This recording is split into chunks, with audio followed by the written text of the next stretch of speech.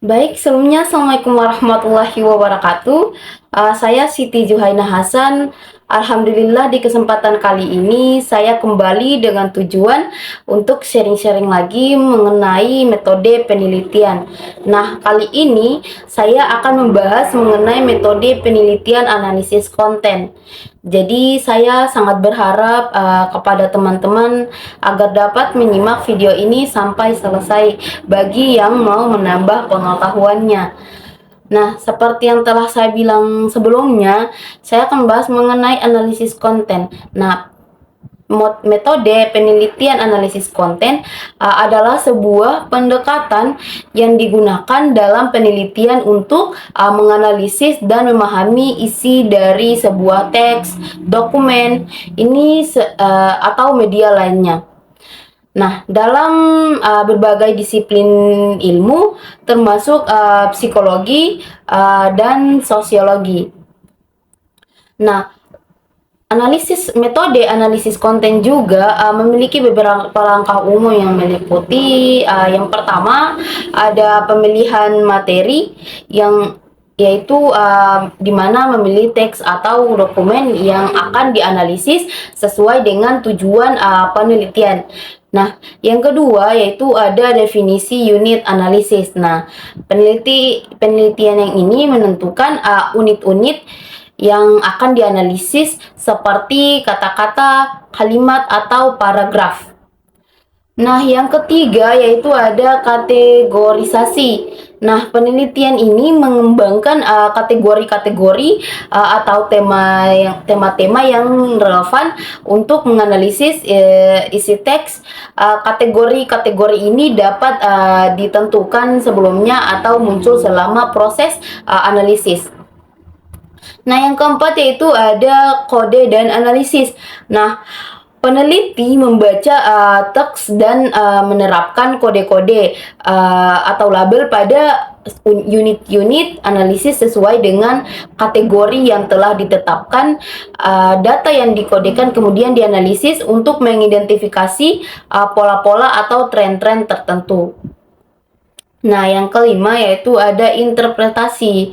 Nah, penelitian yang ini menginterpretasi temuan-temuan dari analisis konten dan menarik kesimpulan atau implikasi dari hasil tersebut. Nah, yang selanjutnya yaitu ada validasi. Nah, validitas analisis konten dapat diperkuat dengan menggunakan teknik-teknik validaritas seperti triangulasi data, menggunakan beberapa sumber data atau metode analisis untuk memverifikasi temuan atau penggunaan kode-kode yang telah diverifikasi oleh peneliti lain atau tim peneliti. Nah, selanjutnya yaitu ada reliabilitas. Nah, penting untuk memastikan bahwa proses analisis konten dapat direplikasi oleh peneliti lain untuk memastikan keandalan temuan. Ini dapat dicapai dengan memberikan instruksi yang jelas kepada peneliti yang akan melakukan analisis, serta dengan melakukan uji coba ulang atau pengujian keandalan antar peneliti. Nah, yang selanjutnya itu ada konteks. Nah, analisis konten harus selalu mempertimbangkan konteks-konteks di mana teks tersebut diproduksi dan diterima. Nah, konteks ini dapat meliputi faktor-faktor seperti budaya, politik, sosial, dan sejarah yang dapat memengaruhi makna dan interpretasi dari teks tersebut. Nah, yang selanjutnya itu ada teknik pengumpulan data. Nah, selain menggunakan teks tertulis, metode analisis konten juga dapat diterapkan pada berbagai media lainnya, termasuk audio, video, gambar, dan media sosial. Nah, teknik pengumpulan data harus sesuai dengan jenis teks yang dianalisis. Baik, yang selanjutnya itu ada analisis tematik. Nah, selain kategorisasi berdasarkan kode-kode tertentu, analisis konten juga dapat melibatkan identifikasi tema-tema utama yang muncul dalam teks. Nah, analisis tematik memungkinkan peneliti untuk memahami naratif atau pesan yang terkandung dalam teks secara lebih holistik. Nah, selanjutnya yaitu ada evaluasi metode. Nah, metode analisis konten terus berkembang seiring dengan perkembangan teknologi dan perubahan dalam komunikasi manusia. Nah, peneliti harus terus memperbarui dan memperbaiki pendekatan mereka sesuai dengan perkembangan tersebut. Nah, adapun juga ada analisis sentimen. Dalam beberapa penelitian, analisis konten juga melibatkan penilaian terhadap sentimen atau perasaan yang terkandung dalam teks.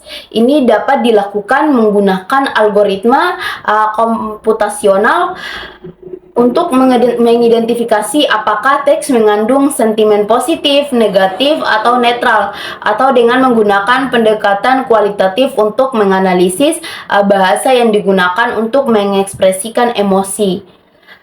Nah, yang selanjutnya itu ada analisis jaringan. Dalam konteks media sosial atau komunikasi online, metode analisis konten dapat digunakan untuk menganalisis jaringan interaksi antar pengguna atau antar elemen konten. Ini melibatkan identifikasi pola koneksi antara entitas-entitas dalam teks, seperti hubungan antar tema, pengguna, atau topik pembicaraan. Selanjutnya yaitu ada analisis multimodal. Nah, dengan berkembangnya teknologi digital, teks seringkali disertai dengan elemen-elemen multimodal seperti gambar, video, atau suara.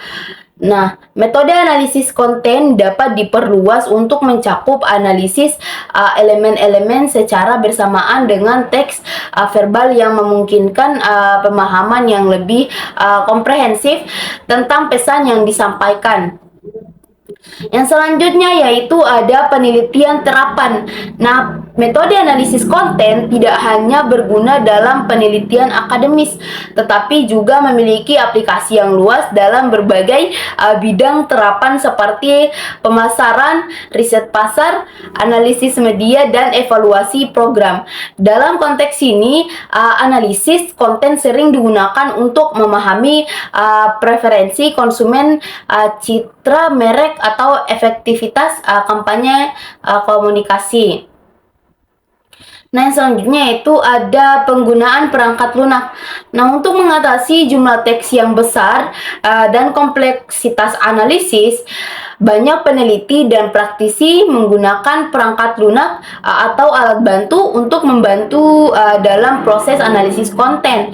Nah, perangkat lunak ini dapat digunakan untuk melakukan pengkodean otomatis, visualisasi data, atau bahkan analisis sentimen secara skala besar.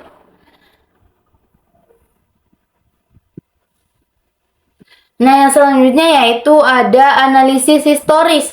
Nah, metode analisis konten juga dapat diterapkan dalam konteks sejarah untuk memahami evolusi narasi, representasi, atau ideologi dalam teks-teks historis.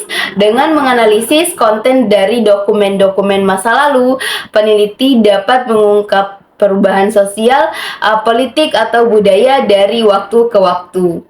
Selanjutnya yaitu ada analisis komparatif. Dalam beberapa penelitian, metode analisis konten digunakan untuk membandingkan teks-teks dari beberapa sumber atau konteks yang berbeda. Nah, analisis komparatif ini dapat membantu dalam memahami perbedaan atau kesamaan dalam cara pesan disampaikan atau diterima oleh berbagai kelompok atau dalam berbagai situasi. Nah, yang selanjutnya itu ada analisis interaksional. Nah, fokus analisis konten tidak selalu terbatas pada isi teks itu sendiri, tetapi juga dapat melibatkan interaksi antara penulis dan pembaca atau antara berbagai entitas dalam teks. Nah, analisis semacam itu dapat membantu dalam memahami dinamika komunikasi dan proses pengaruh antara aktor-aktor yang terlibat. Nah, yang selanjutnya itu ada penelitian meta-analisis. Nah, metode analisis konten juga dapat digunakan dalam penelitian meta-analisis, di mana peneliti mengumpulkan dan menganalisis temuan-temuan dari sejumlah studi sebelumnya untuk menyimpulkan kesimpulan yang luas tentang suatu topik yang tertentu. Nah, selanjutnya itu ada penelitian teori grounded. Nah, dalam pendekatan penelitian kualitatif seperti teori grounded, analisis konten seringkali digunakan untuk mengembangkan atau menguji hipotesis yang muncul dari data daripada menerapkan kerangka teoritis sebelumnya. Nah, yang selanjutnya yaitu ada analisis longitudinal. Nah, metode analisis konten dapat diterapkan secara longitudinal untuk memantau perubahan dalam isi teks dari waktu ke waktu. Ini memungkinkan peneliti untuk melacak tren, pola atau pergeseran dalam naratif atau pesan yang muncul dalam teks selama periode waktu tertentu. Nah, yang selanjutnya yaitu ada analisis cross kultural. Nah, dalam studi lintas budaya, metode analisis konten dapat digunakan untuk membandingkan dan memahami perbedaan dalam representasi nilai atau norma dalam teks antara budaya atau masyarakat yang berbeda. Nah, yang selanjutnya yaitu ada analisis penelusuran jejak digital.